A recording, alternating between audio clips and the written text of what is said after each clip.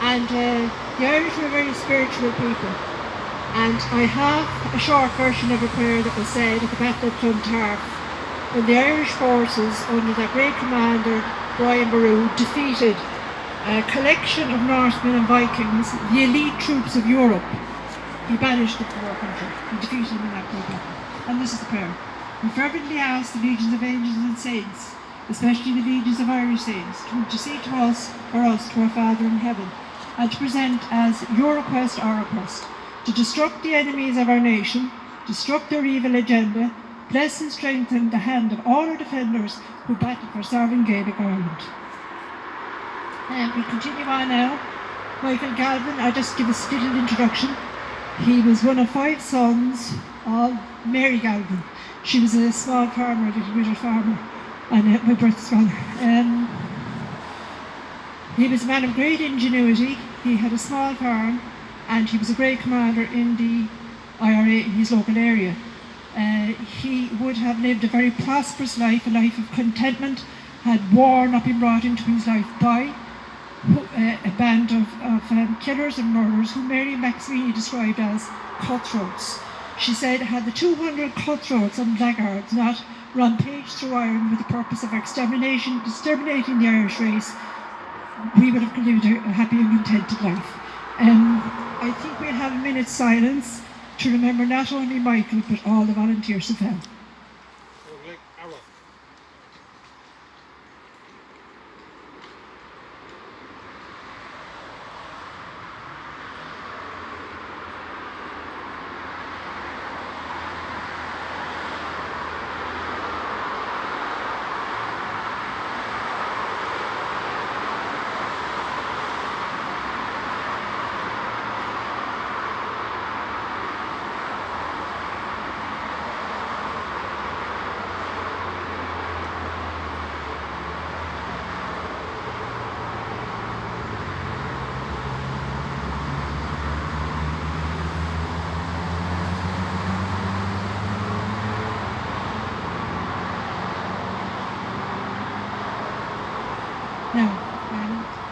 Dermot, who is a very hard-working man and does his best in relation to the committee to commemorate all our wonderful volunteers and our heroes who won us any degree of freedom that we have, will deliver the oration today. Thank you, Mary. Good evening, Mahagat. A chorda is con Mihal o Galavon a hord con Cuna a Hamid and Sahanu. Yasamid in almost though. In almost all Mishnig, in almost all Crogut, Fork and Caha. Fi Mihal in a high door, then Dara Brigade Corky, the Óglaigh na hÉireann. The Variag Forcy Sassana an Láthar Shaw, an Dara Law Fihid, Lonasa, Nericus a Fehe, agus Trid, son Sirsh in a Tira. Farre Sunta Og about Mihal, nor a Maria Gay. Níor a bach trocha bliain caite hÉireann saoilseo. Tógach ón a dlaune, tógach ón a maintre, agus a mór le sláinte, agus a mórcaid dá héal le cahabhig a fós. Tá Mihal in a líonis a measc léach a gael, a measc srath mhór de Óglaigh a cheasan fód sias tríad na dlúnta go dtí an lá atá nuán. We're here today to pay respect and to remember Mihal Galavon, to respect his courage and to respect his bravery on the battlefield. He was a soldier of the 2nd Cork Brigade, Irish Republican Army. He died fighting for the freedom of Ireland. Cuig Mihal amach, Gomach and Madden River Voish. Bhí sin éanacht le trocha cuig Óglach eile as complachtaí Kilmurry agus an Bhaile Gaulda. Cuagar imon Líocháin Forcy Sassana. Bhíidir exhumed medist dul hartar na móthir seo I rihan lei mar bagnach dóibh. Ach níor tháinig na Sassanigh. Don na Óglaigh an siamh an Líocháin feadh timpeall is ceithre uair cléig déag. Sular thugach an ordú con Airias. Haring iad ar siar agus scapador. The day before he died, Micheál was with 35 other volunteers of the Kilmurry and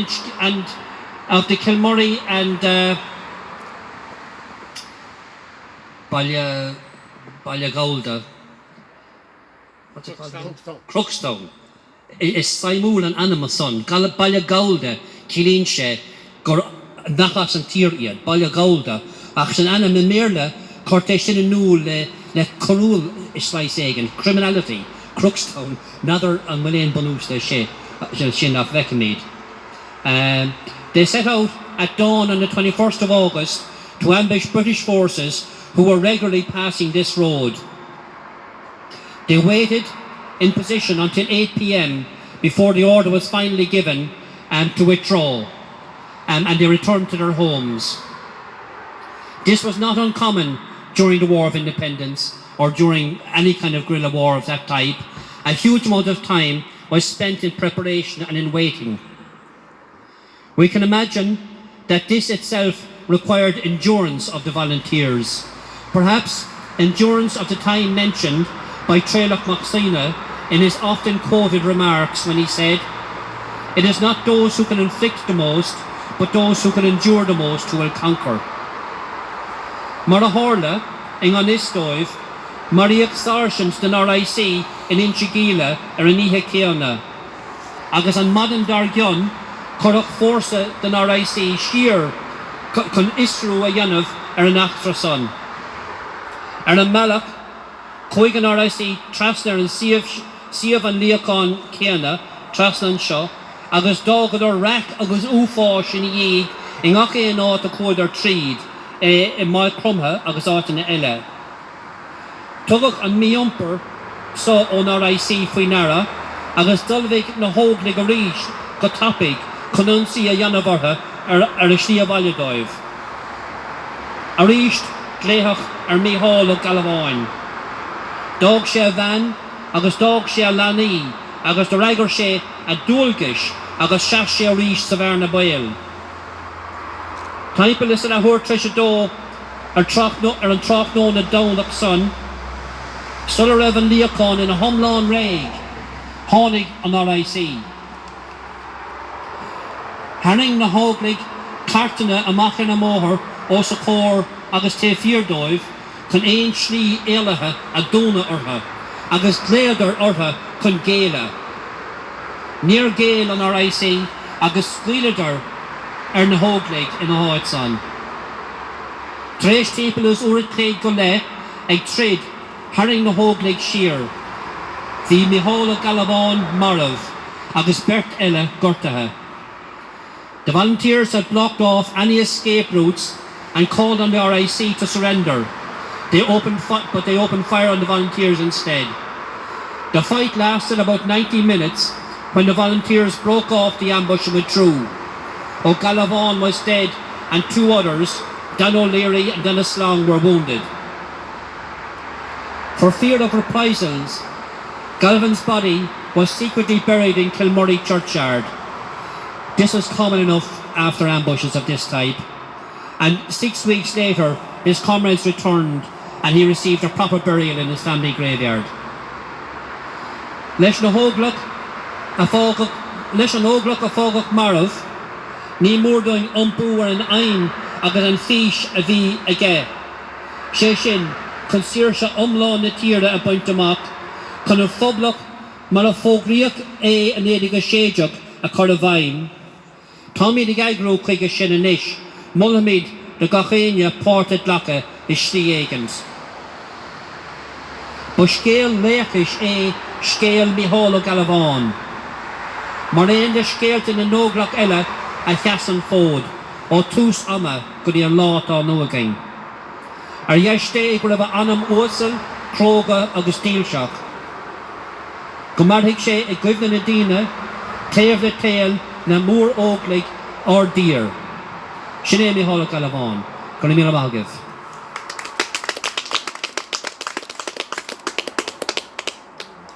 That was an excellent account by Diarmuid, and he has researched it very well, as did Tomás today. Both of them delivered excellent orations. And I'd like to call on, I don't know which of the lads there would like to lay the wreath.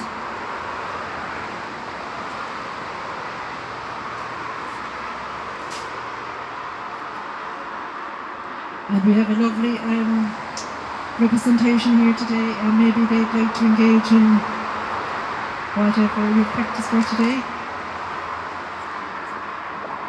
I can't hear.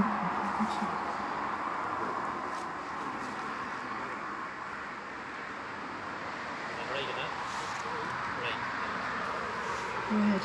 Okay, Shirley, we'd offer a song.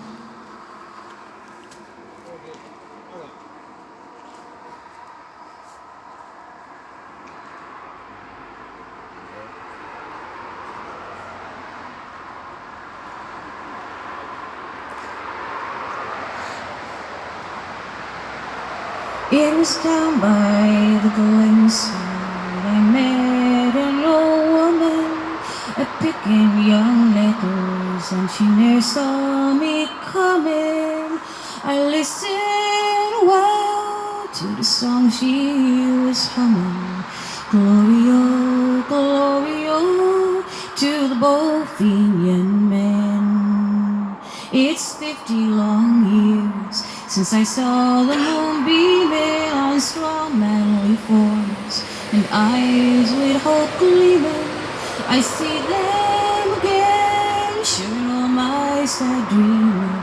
Glory-o, glory-o, to the Bohemian men. When I was younger, they're marching and drilling, awoke in the glenside. Sounds awesome and thrilling. I see them again, sharing all my sad dreaming. Glory-o, glory-o, to the Bohemian men. Some died by the glenside, some died near a stranger, and wise men have told me that their cause was a failure. They loved dear old Ireland, they never feared danger.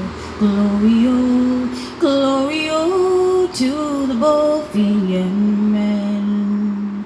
I went on my way, God be praised that I met her. Be lifelong or short, I will never forget her. We may have brave men, but we'll never have better. Glory-o, glory-o, to the Bohemian men. We may have brave men, but we'll never have better. Glory-o, glory-o, to the Bohemian men.